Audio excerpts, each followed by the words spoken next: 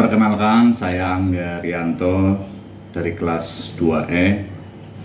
NIM saya 220410009. Di sini saya akan menerangkan atau menjelaskan sedikit tentang materi yang ada di dalam aljabar linier. Salah satunya SPL. Tapi sebelum itu, pertama-tama marilah kita panjatkan puji syukur, puji Tuhan, karena nikmatnya masih sampai sekarang kita masih bertemu di sini, ya walau hanya bertatap muka seperti ini. Tidak apa-apa, dan semoga keadaan ini bahagia, senang seperti ini selamanya. Amin.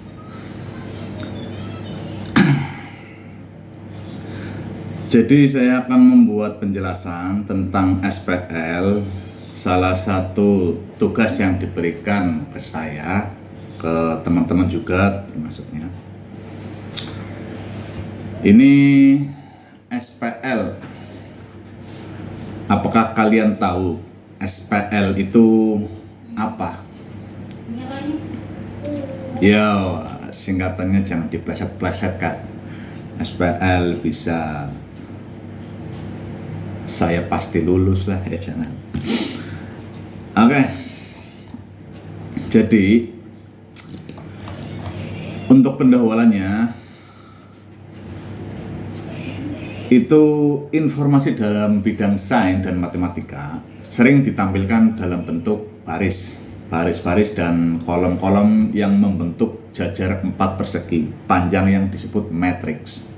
Matriks seringkali merupakan tabel-tabel data numerik diperoleh melalui pengamatan fisik, tetapi dapat juga muncul dalam berbagai macam konteks matematik.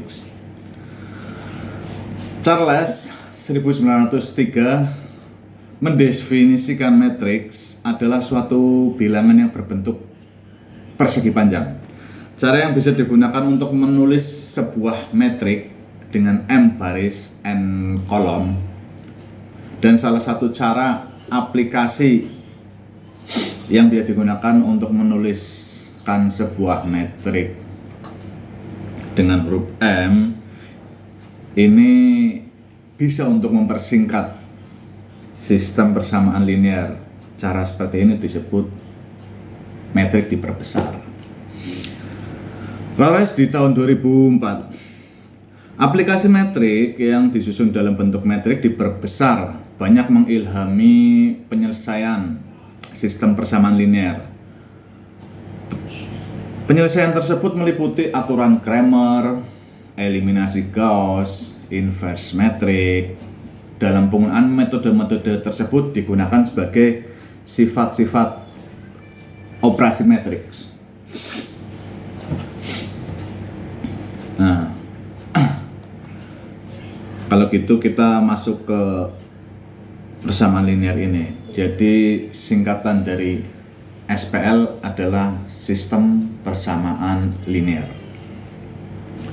Jadi definisinya persamaan linear itu secara umum sebuah persamaan linear dalam n variabel x1, x2, x3, x4 sampai dengan xn dapat dinyatakan dalam bentuk A1 X1, A2 X2 plus A3 X3 plus A4 X4 sampai plus AN XN sama dengan B. Dengan A1, A2 sampai AN dan B adalah konstanta real.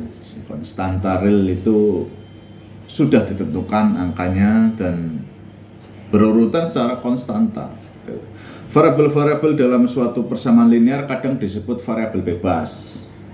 Itu definisi persamaan linear. Sekarang definisi sistem persamaan linear, SPL ini. Jadi kalau tadi itu n variabel, sekarang SPL adalah himpunan berhingga dari persamaan linear. himpunan berhingga dari persamaan linear dalam n variabel x1, x2 sampai dengan xn, dinamakan sistem persamaan linear atau sistem linear, sama saja. Bentuk umum sistem linear disingkat SPL, yang terdiri dari m persamaan dan n variabel. x1, x2, xn dapat ditulis sebagai A11 plus A12, X12 plus sampai dengan A1, XN1 sama dengan B1. Nanti saya tuliskan di dalam kertas biar paham. Nah, ini untuk pemahaman saja. Jadi ada yang namanya itu sistem persamaan linear homogen, sistem persamaan non homogen. Ada dua macamnya itu.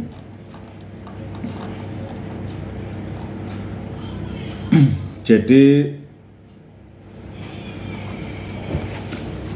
jika ditinjau dari bentuk sistem persamaan linear, itu dapat juga dinyatakan sebagai ya dalam kurung A11, A12. Saya tuliskan saja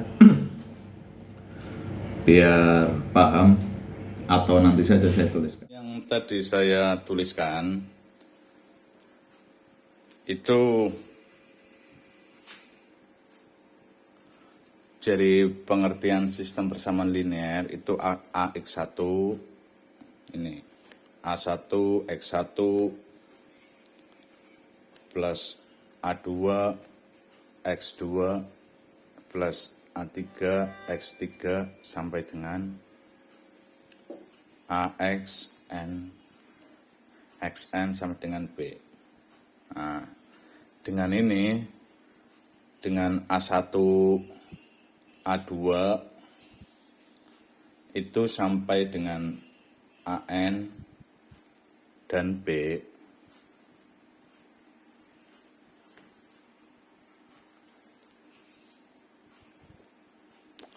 adalah konstanta real.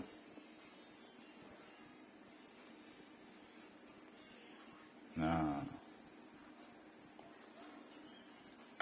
ini definisi persamaan linear.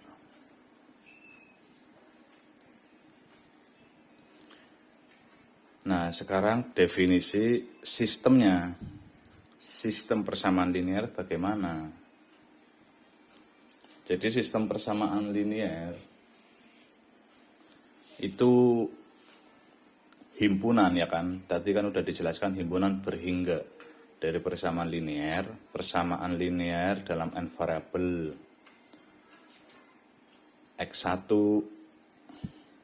x2, xn dinamakan sistem persamaan linear atau sistem linear bentuk umum sistem persamaan linear yang terdiri dari m persamaan dan n variabel. Nah, contoh saja begini. A1 x1 plus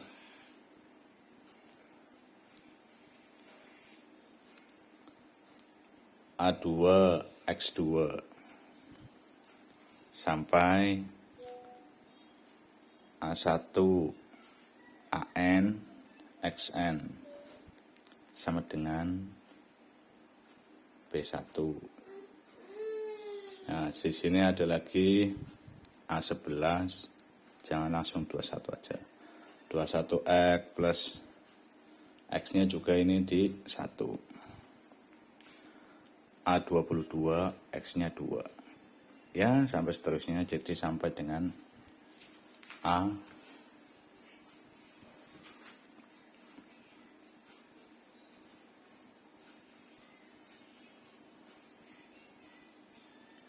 2N X N sama dengan B2. Nah, ini dijadikan sistem persamaan linear itu menjadi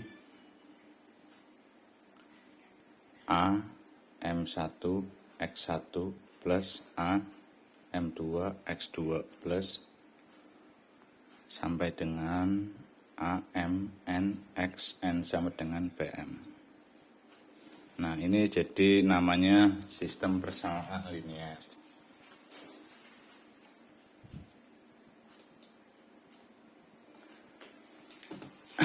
Dengan AIJ dan BI satu lebih kecil daripada sama dengan I lebih kecil sama dengan M. Jadi satu itu satu AIJ ya. AIJ itu dia dan B1. Satu itu I-nya itu lebih besar sama dengan 1 dan I-nya itu lebih kecil sama dengan M. J itu lebih besar sama dengan 1 dan J lebih kecil sama dengan N.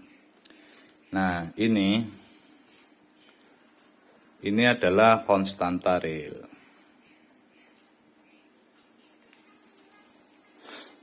Jika titiknya dari bentuk sistem persamaan linear pada persamaan 1, maka dapat juga dinyatakan begini. Ganti kertas saja ya, nggak usah wis. Ini kalau jangkauannya terlalu jauh kita buat aja yang biar deket lah ya, biar jangan terlalu jauh. Jadi A11, A12 gini sama dengan A21, A22. Nah, dengan begini jadi persamaannya biar enggak terlalu lama. Nah, A11, A12, A21, A22, A1N, A2N, ini bisa diturunkan, ini bisa ke sana. Nah, ini bisa turun ke sini jadi A, MN, sini AM1, sini AM2. Nah, ini bisa disebutkan begitu. Nanti ini tuh X sama dengan X1, X2 sampai turun dengan XN.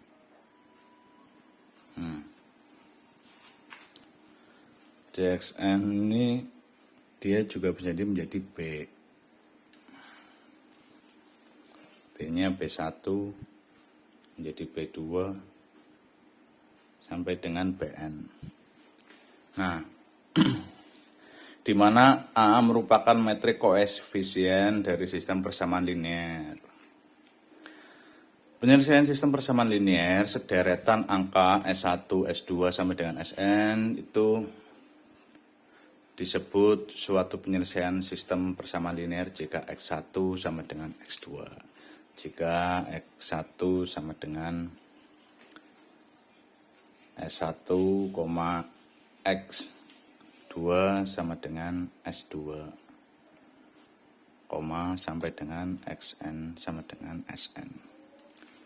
Ya, begitu merupakan penyelesaian persamaan dari setiap persamaan dalam sistem tersebut.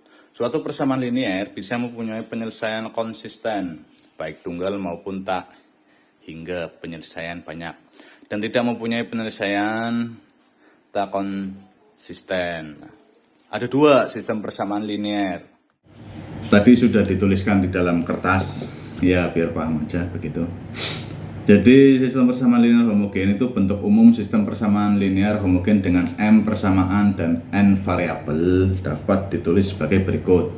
Nah, itu jadi dengan A yang 1 sampai dengan tadi kan sudah dijelaskan AN X. Nah, di sini X0 tapi di sini dia diganti 0 0 0. Itu homogen.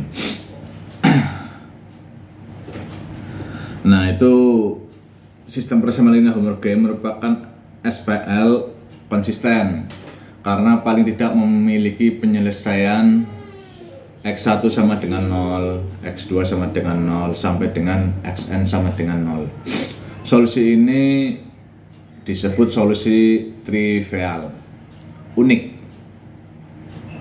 Sedangkan jika ada solusi lain, maka dinamakan solusi tak trivial. Solusi tak trivial, infinite. Yang kedua, sistem persamaan linear non homogen. Nah, sistem persamaan linear homogen adalah sejumlah persamaan linear sebelah kanan dari persamaan tersebut adalah tidak sama dengan 0. Jadi yang tadi homogen itu sama dengan 0, yang ini tidak sama dengan 0. Dapat dinotasikan sebagai berikut. Jadi yang ini, yang X1, X2, X2. Nah, ini di sini B1, B2. Solusi persamaan linear homogen jika rang A sama dengan N, jumlah bilangan tidak diketahui dan det A tidak sama dengan 0. Penyelesaian persamaan adalah trivial, unik. Jika rang A lebih kecil daripada N sama dengan jumlah bilangan yang tidak diketahui, penyelesaian persamaan adalah non-trivial, infinite. Nah, tadi di awal sudah dijelaskan ada beberapa metode penyelesaian SPL non homogen, yaitu grafik, substitusi, inverse metrik, Cramer, eliminasi Gauss-Jordan, dekomposisi metrik. Nah, ini nanti saya akan jelaskan dengan kertas lagi untuk penyelesaian SPL dengan metode yang Cramer.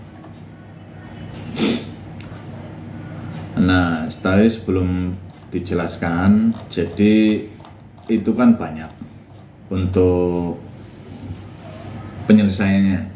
Cuma dalam tugas matematika aljabar ini, penggunaan SPL ini sebenarnya dia itu untuk menghitung resistor. Jadi ada banyak sih.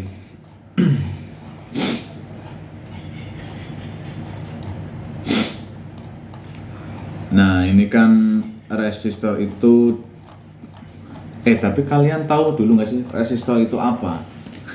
Nanti udah jauh-jauh ke resistor nggak bisa. Nah, tadi kan ada angka yang banyak itu, metrik juga. SPL ini banyak penggunaannya. Itu secara umumnya begitu. Namun dalam tugas ini, SPL ini akan digunakan untuk menyederhanakan perhitungan resistor. Jadi ya memang sih kalau resistor cuma 1 atau 2 atau 3 gampang ya. Kalau ada resistor seri kita tambahkan, kalau ada resistor yang paralel kita buat 1/1 nanti tinggal dibalik. Nah, itu masih mudah. Tapi bayangkan kalau resistor itu ada 10, 2 seri, 1 paralel, 3 seri, 2 paralel. Nah, disitulah peran SPL untuk ini. Jadi di awal tadi saya membahas tentang sistem persamaan linear. Nah, di sini sistem persamaan linear itu akan kita buat untuk menghitung resistor. Oh, tapi ini saya sudah mempersiapkan resistor kalau jenengan belum tahu. Jadi resistor itu pasti ada di alat elektronik karena memang resistor itu dia komponen dari elektronika. Dan besarannya ya nggak selalu sama. Dan ada banyak, pasti ada banyak karena memang bersyukurlah ditemukannya resistor. Ya sekarang udah bertemu IC ya. Jadi resistor, IC, dioda, kalau transistor kan dia 2 dioda ya. 2 dioda digabungkan menjadi 1. Nah, itu transistor. 2 dioda digabung menjadi 1 transistor. Transistor digabung-gabung menjadi IC. Gitu. Bukan IC teru tapi memang IC. Nah, ini saya akan bukakan ya, ini dia aluminium untuk pendinginan ya. Kalau kalian kurang jelas ya, ini di sini yang kotak kecil. Nah, ini kotak kecil. Di sini udah kelihatan muter kotak. Kali ini dioda ya. Kalau yang bulat-bulat ini ya dia kapasitor, penyeimbang. Banyak ini salah satu contoh elektronik, tapi ya itu dari. Nah, jadi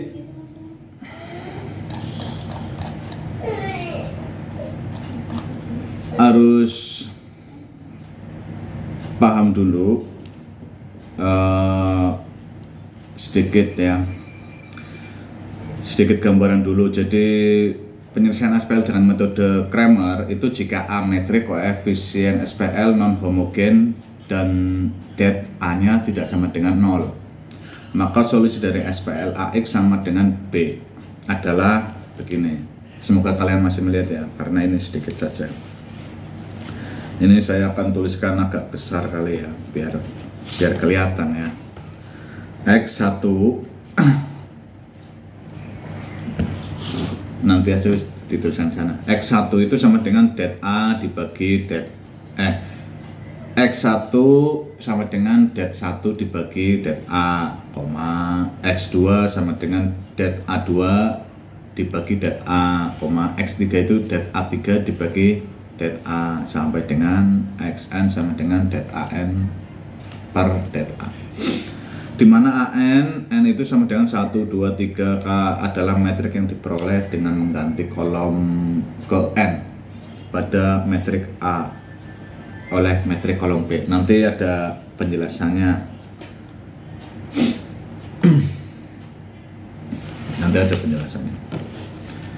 Nah, jika metrik A itu kita harus tahu juga hukum Kirchhoff. Sudah mulai. Hukum Kirchhoff siapa yang masih tahu? Jadi untuk penggunaan ini kita ambil pegangan itu dari hukum Kirchhoff. Jadi ada dua hukum Kirchhoff yang menjadi dasar penggunaan SPL ini. Hukum Kirchhoff 1 atau KCL, Kirchhoff of Current Law, dan hukum 2 Kirchhoff atau KVL, Kirchhoff of Voltage Law. Jadi hukum Kirchhoff 1 menyatakan jumlah aljabar kuat arus yang menuju suatu titik cabang rangkaian listrik sama dengan jumlah aljabar arus yang meninggalkan titik cabang tersebut. Jadi kalau semisal ada I1, I2, I3 dia masuk, nah nanti ada rangkaian A, terus dia keluar di I4, I5, jadi masukannya 3, keluarnya 2. Itu sama, hasilnya 3. Kalau dia di sini berarti kuat arusnya di I11, I22, I33, berarti ada berapa? Ada 6. Nanti dia keluarnya I5, I4, ya dia 3 gitu. I1 titik cabang itu sama. Nah itu, jadi hukum Kirchhoff 2 itu menyatakan jumlah aljabar penurunan tegangan drop voltage drop pada rangkaian tertutup loop memenuhi arah yang ditentukan sama dengan jumlah aljabar kenaikan dengan voltage rise-nya, yaitu F drop sama dengan F rise. Itu bukan cuma biar gampang ya bacanya, bukan E. Jadi pembacaan mengikuti arah jarum jam seperti yang ditunjukkan. Nah, ke kanan ya. Jarum melingkar, jadi mengikuti arah A, B, C, D, E, F, A. Itu.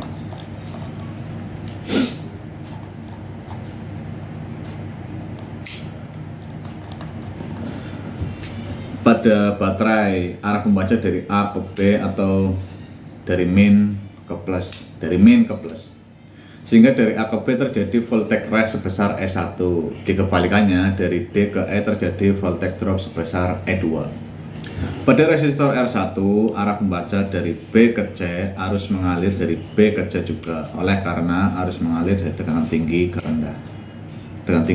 Maka tekanan B lebih besar dari tekanan C, sehingga tekanan B terjadi voltage drop gitu. Gambarnya seperti apa? Kayak kita langsung ke hukum Kirchhoff 2 dulu. Nah, kita ganti kertasnya aja ya, biar lebih paham. Ini dari hukum Kirchhoff, langsung aja ya hukum Kirchhoff. Jadi semisal ada begini guys. Nah, ya beginilah. I1, I2, I3, I4, I5. Jadi dalam hukum Kirchhoff 1, saya refresh lagi aja. Itu menyatakan jumlah aljabar kuat arus yang menuju satu titik, ini titiknya ya, saya kasih titik. Namanya D. Ya, bebas lah.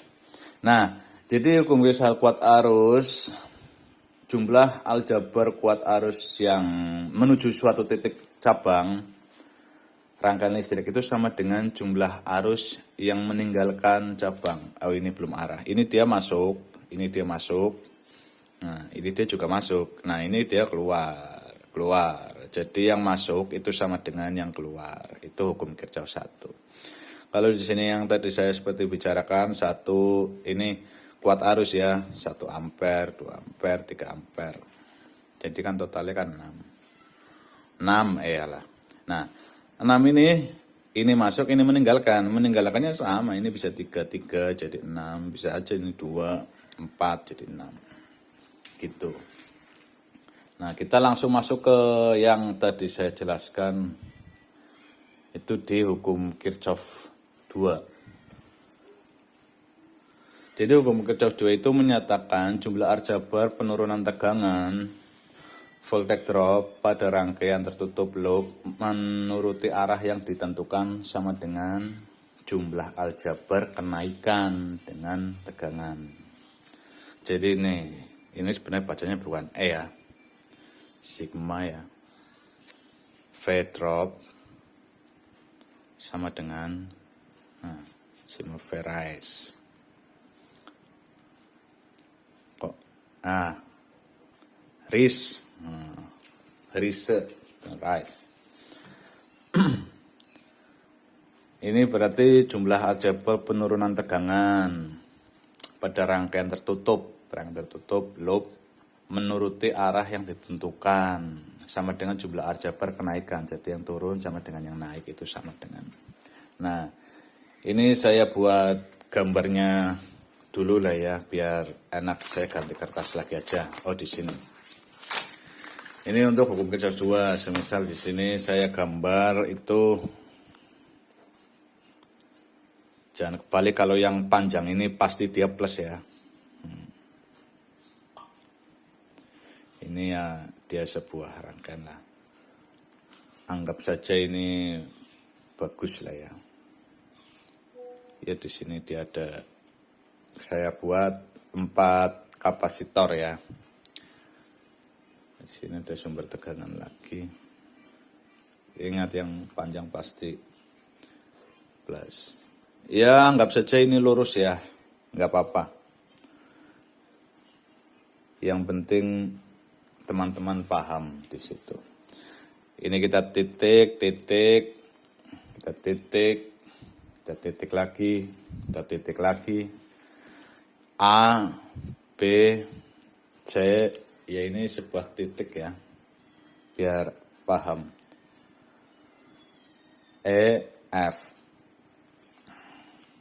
Nah,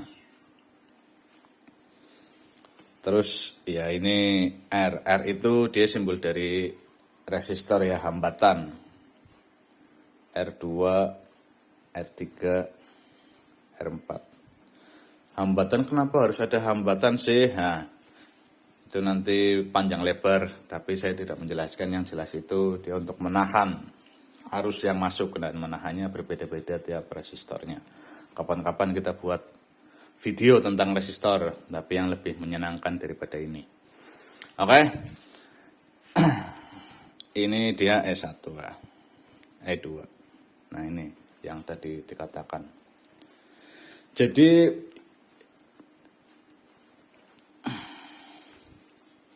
tadi sudah dijelaskan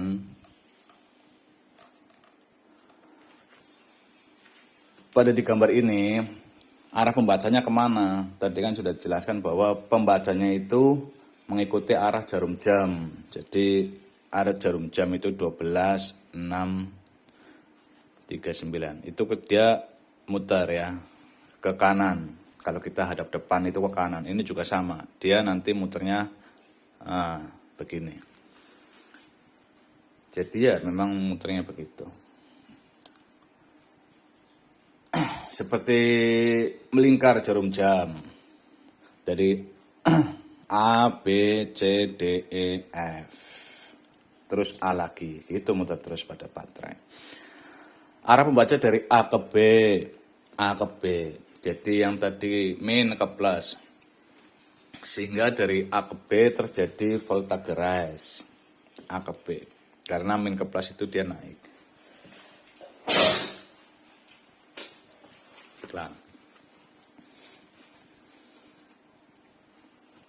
Dari A tadi ya, dari A ke B itu dia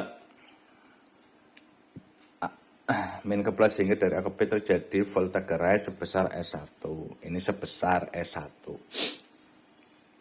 Sebaliknya dari D ke E, itu dia akan mengalami voltage drop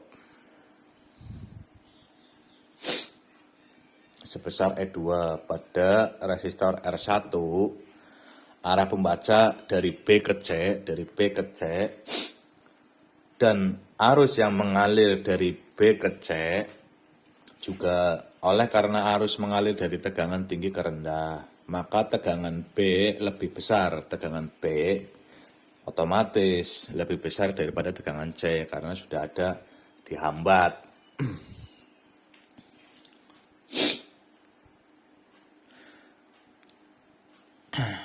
Nah,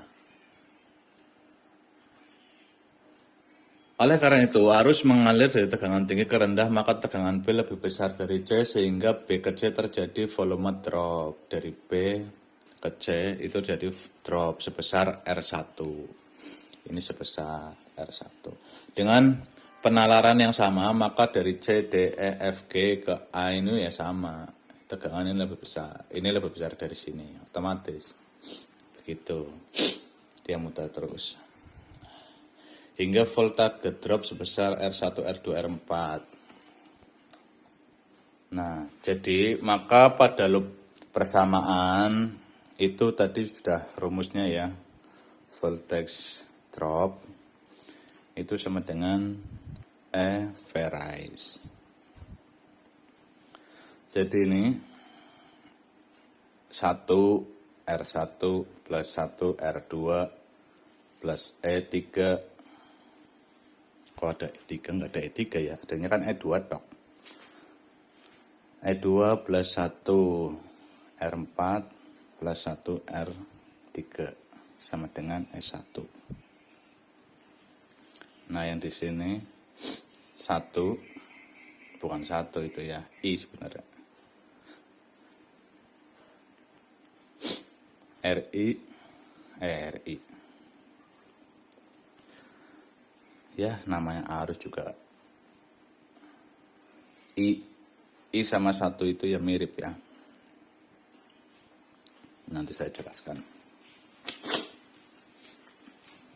Nah, pada waktu menggunakan hukum tersebut, jika dari perhitungan diperoleh harga arus bertanda aljabar min, maka arah arus yang benar adalah berlawanan dengan arah yang telah ditentukan secara sembarang.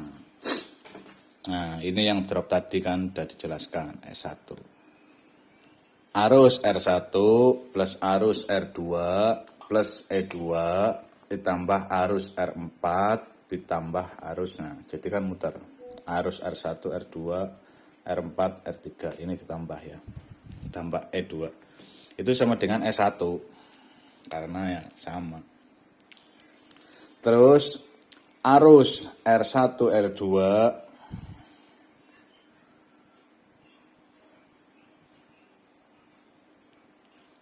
harusnya ada 4 ya, bukan R1 semua ya. Nah salah. Arus R1 R2 R3 R4 itu sama dengan E1 dikurangi E2. Nah, penerapannya, nah di sini. Jadi, yang tadi saya seperti udah katakan, itu nanti penggunaan SPL di dalam tugas ini itu untuk menghitung resistor R. Memang kalau semisal ada ini itu sama ya dengan begini. Ini simbolnya sama resistor. Nah, misal ada kasus begini. Ini R ya, sama ya, simbol R.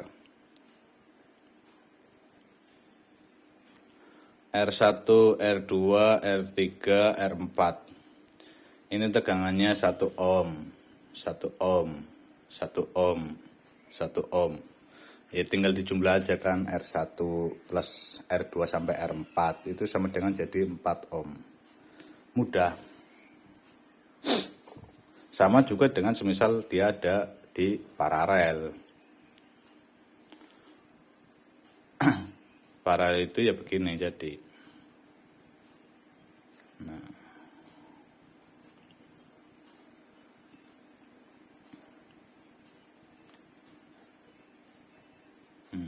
Yaitu ya bisa juga disebut paralel. L1, R2, R3, R4. Gitu. Ya, ini tinggal 1/R1 sampai dengan 1/R4. Sama dengan Rn. Gitu. Ini tinggal dijumlah misalnya dia ada 1 berarti kan 4R1. 4/R1. Iya, 4/4. Jadi tinggal 1. Begitu. Paralel 1 ohm. Nah, semisal nih di sini itu ada banyak. Saya gambarkan saja contohnya. Ada banyak, kalau segitu ya mudah. Nah, ini saya buat ya anggap saja kalian melihat dengan baik lah ya. Nah, tuh. Kalau kalian menemukan resistor begini pada suatu rangkaian, apakah Anda akan ngopi? Jangan, ini lagi puasa. Ini 4 ohm, 4 ohm, 2 ohm, 2 ohm, 2 ohm, 4 ohm, 4 ohm, 2 ohm. Ini masih kecil-kecil, masih nggak sampai 5 ya. Masih 4 ohm, 4 ohm.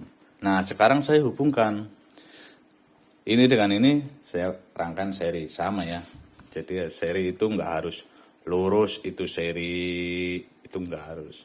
Jadi kalau saya buat begini, ini pun tetap namanya seri, karena masih 1. Saya buat begini pun, dia masih seri. Nah, ini masih seri. Tapi kalau di tengah ada begini, jadi serinya itu tidak ke sini, tapi ke bawah. Nah, ini dibuat, ini seri, ini dengan ini seri. Terus kita buat ini dengan ini seri, ini dengan ini seri.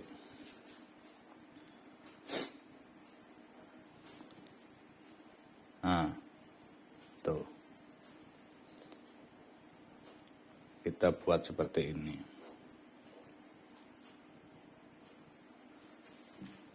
Ini kita buat. Tadi yang panjang apa? Min. Salah, yang panjang itu plus. Ini 10 volt. Nah, silakan kalian hitung. Pusing, saya juga pusing. Tapi dengan SPL nanti akan menjadi lebih mudah. Jadi penyelesaiannya itu dengan menggunakan hukum Kirchhoff 2. Nah, tentukan 4 buah loop sembarangan seperti yang searah jarum jam tadi. Ya, kita searah, searah.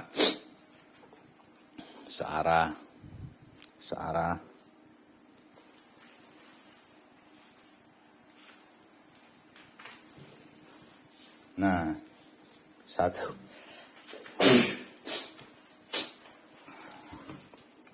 Loop 1, loop 2, loop 3, loop 4. Kenapa saya tidak ke kanan ke kiri? Ya, ini searah jarum jam saja.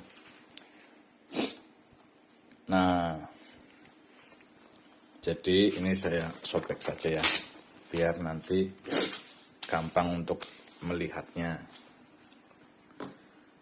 Nah, berdasarkan hukum Kirchhoff 2 didapat 4 persamaan. 4 persamaannya itu, semoga kalian masih bisa lihat ya, lihatlah ya. Nah, 4 persamaan ya. Loop 1 didapat, nih, loop 1 didapat 4 I1 plus 2 arusnya benar 4 I1 min I2 plus 10 sama dengan 0 sama dengan 10 I1 min 4 I2 sama dengan min 10. Aduh sorry bro, nggak apa-apa lah ya. 4 ini 4 tambah 2 tambah 4 I1 I2 I1 min I2. Terus loop 2 saya tulis, teman-teman lihat ke sini ya loopnya. Loop 2 didapat 2 I2 plus AI2 plus 2 I2 min I3 plus 4 I2 min I1 sama dengan 0.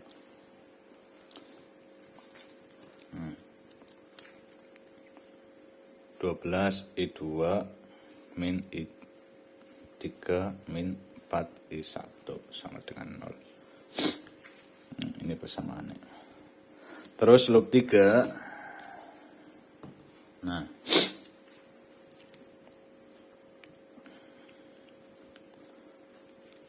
loop 3 itu didapat 4 I3 plus 2 I3 plus 4 I3 min I4 plus 2 I3 min I2 sama dengan 0. 12 I3 min 4 I4 min 2 I2 sama dengan 0. I itu apa sih? I itu arus. Nah, terus kita loop 4 didapat 2 I4. Kalian lihat sini ya. 2 I4 nya di bawah sebenarnya sih. Plus 4 I4 min 10 plus 4 I berarti berapa? I4 ya. I4 min I3 sama dengan 0. 10 I4 dikurangi 4 I3 sama dengan 10.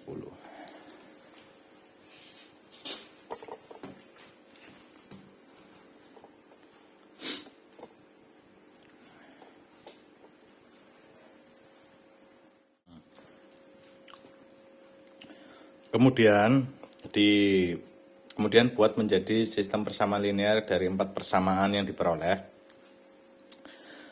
dari hukum Kirchhoff sebagai berikut.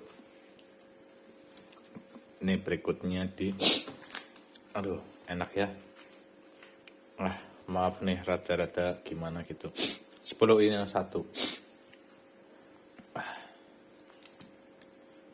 Saya ganti aja. Biar kalian mudah.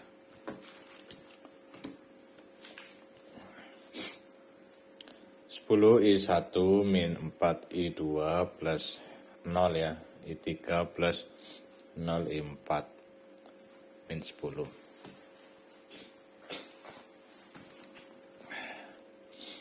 Min 4 I1 plus 12 I2 min 2 I3 plus 0 I4 sama dengan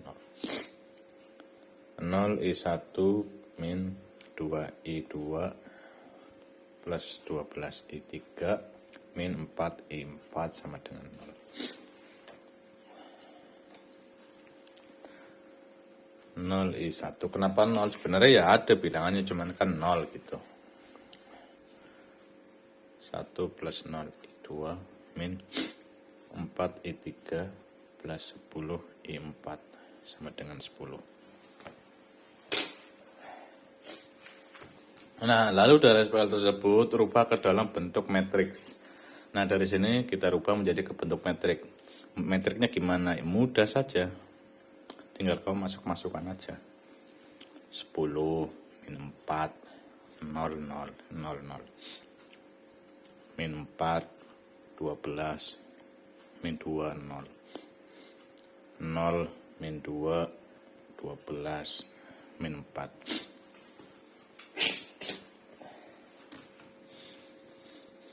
0 0 min 4 10.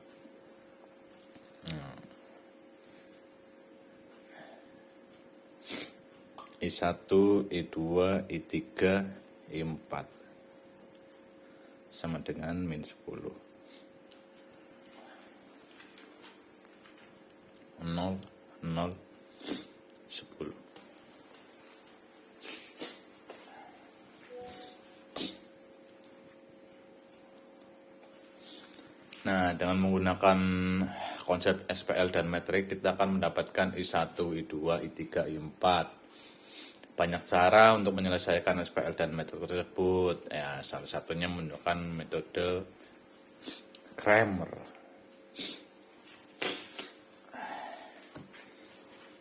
Metode Cramer itu jadi sama dengan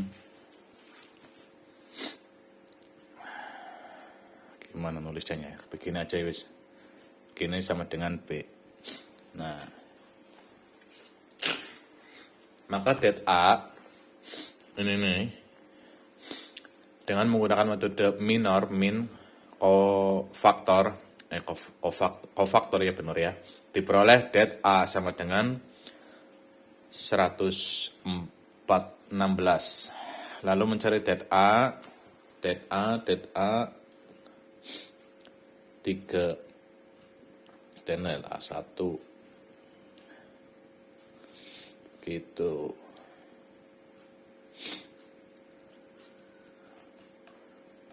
Kode det A sih ya, tadi saya belum menjelaskan ya, belum sempat menuliskan yang dari menggunakan Cramer.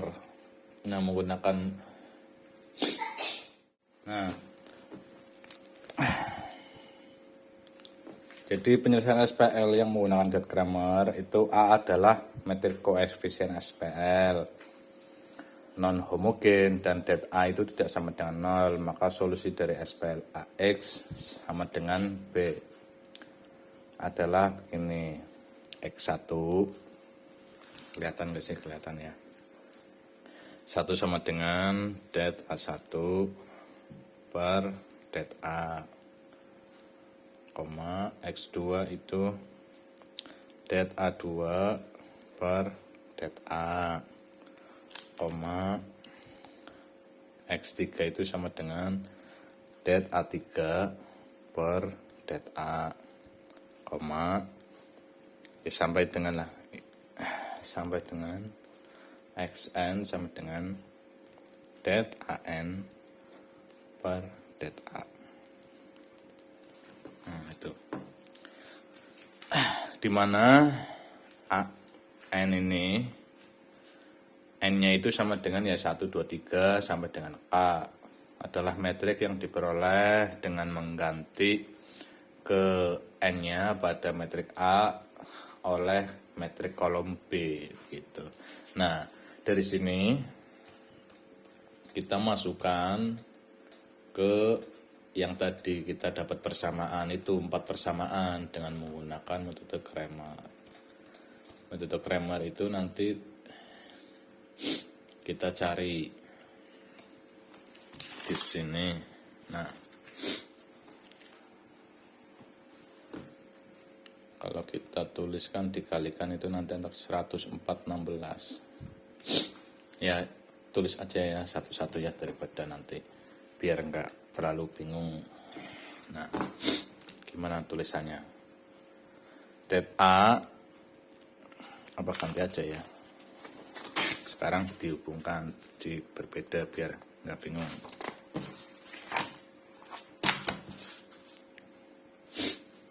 Oh iya, ini yang tadi ya. Ini yang tadi itu untuk menghitung hambatan. Kalau ini kan untuk menghitung tegangan. Tegangan tulisannya aja V gini aja. V sama dengan I kali R. Arusnya berapa? Nah, ini nanti harus ada voltagenya, tinggal hitung R. Kita sedang menghitung tegangan gitu. Jadi harus tahu R-nya dulu. Nah, semisal ini kita patokannya di sini ya. Det A1 sama dengan min 10 min ke bawah, min ke samping kali ya, min biar enak. Terus 0, 12, min 2, 0. 0, min 2, 12, min 4. 10, 0, min 4, 10. Sama dengan min 11760. Terus det 2. Nah, ini kan kalian harus sudah paham lah ya metrik sebelumnya.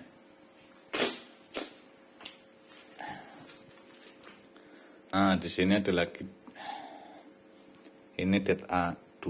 Nah, 10 min 10 0 0 min 4 0 min 2 0 0 0 12 min 4 0 10 min 4 10. Nah, sama dengan min 3 360. Ini sudah saya hitungkan ya. Ya, ada yang menghitungkan sih sebenarnya sih. Tapi ya sudah. Det A3 itu 10 min 4 min 10 0. Min 4 12 0 0. Tuh, jadi sini ya. Samanya dilihatnya dari det A ini. Tuh.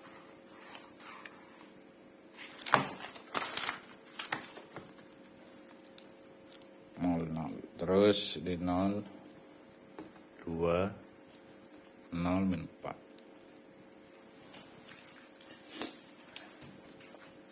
0 0 10 10 sama dengan 3360 33.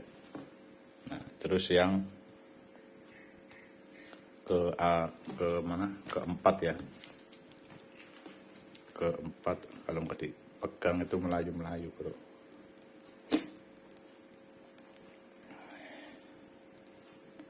Sepuluh min 4 0 min 10 min 4 12 min 2 0 0 min 2 12 0 0 0 min 4 10 sama dengan 11760. Nah, jadi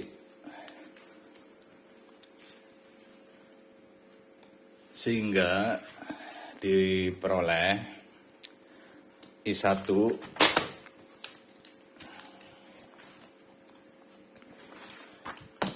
nah, biar kalian lihat ya. I1 sama dengan min ini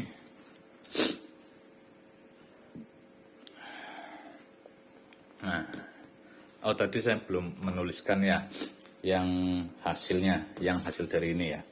Nah, hasil dari ini itu dia itu sama dengan 10416 ini ya.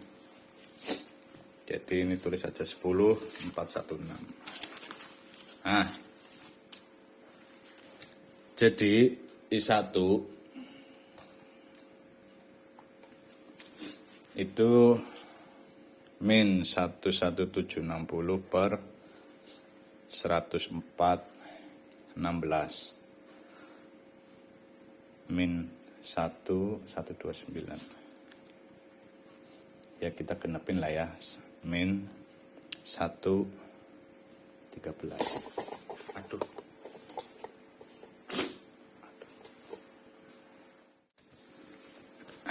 min 113. Nah, terus I2 itu sama dengannya, tanda min itu menyatakan I arus terbalik ya. I2 itu min 3360 per 104 16 sama dengan min 0, atau dibulatkan menjadi 32. I3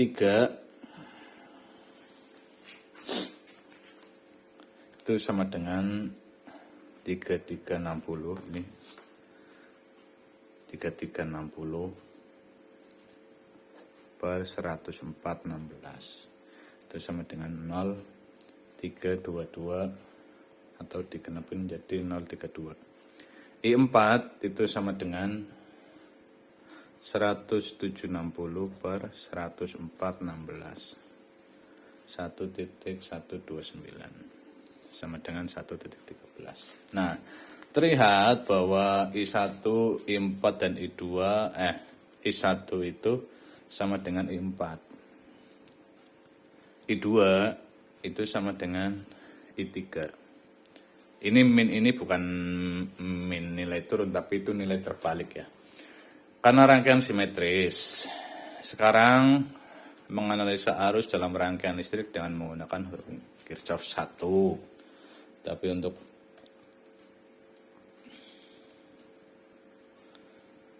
Kirchhoff 1-nya, nah ini kan pakai hukum Kirchhoff 2 nih. Mana sih tadi? Yang E drop, nah ini E drop sama dengan E rise. Sini. Ini sama. E drop, E rise, E drop, E rise. Itu kan kita baru mau menghitung untuk hukum Kirchhoff 2. Now, kita lanjut lagi untuk hukum Kirchhoff 1 dari rangkaian yang mana tadi? Di sini ya.